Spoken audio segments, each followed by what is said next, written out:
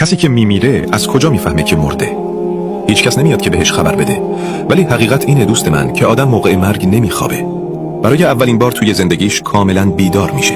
یک لحظه فکر کن وقتی روح از بدن خارج میشه آدم دردش رو حس میکنه و نه لذتی و نه هیچ سر و صدایی، دنیایی که بتونه حواسش رو پرت کنه.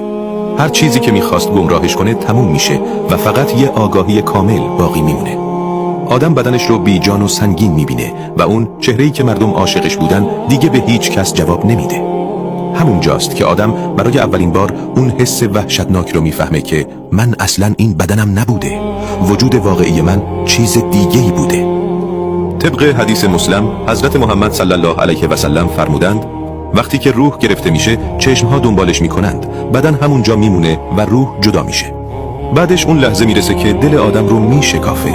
صدای قدم‌های کسانی رو میشنوی که براشون تمام عمرت رو گذاشتی. اونها تو رو توی قبر تنها میذارن و برمیگردن. طبق حدیث صحیح بخاری حضرت محمد صلی الله علیه و سلم فرمودند مرده صدای قدم‌های کسانی رو میشنوه که از کنارش برمیگردن و میرن. اونها به زندگی خودشون برمیگردن، اما برای تو دیگه راه برگشت برای همیشه بسته شده است. دوست من، یک لحظه فکر کن وقتی که روی قبر خاک ریختن و همه برگردن، دیگه نه پول به دردت میخوره و نه دوست تو رفیق دنیایی. اونجا اگر چیزی به کارت بیاد فقط صدقه جاریه است. ممکنه همین پیامی که تو به اشتراک گذاشتی امروز یکی از دوستای قافلت رو از گناه باز داره و فردا همین کار خیر چراغ قبرت بشه.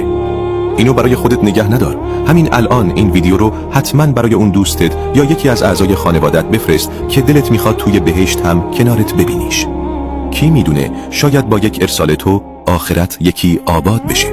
خداوند توی سوره کهف آیه 22 میفرماید ما پرده رو از جلوی چشمت برداشتیم، پس امروز دیدت خیلی تیزه. اینجا نه خودفریبی است نه بهونه‌ای. پس پشیمونی از روز قیامت شروع نمیشه، از همین جا شروع میشه. اونجاست که آدم به یاد نمازی میفته که سرسری خوند و توبه‌ای که هی گفت بذار برای فردا.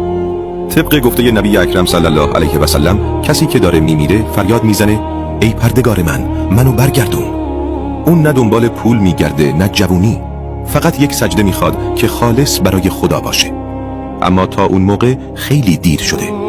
دوست من، تو هنوز زنده ای. این مهلت رو غنیمت بدون. ای خدا، آخرت ما را درست و آباد کن. ما رو از عذاب قبر محفوظ نگهدار و عاقبت ما رو به ایمان نصیب بفرما. دوست من، شما هم لطفاً یک بار توی کامنت ها آمین بنویسید.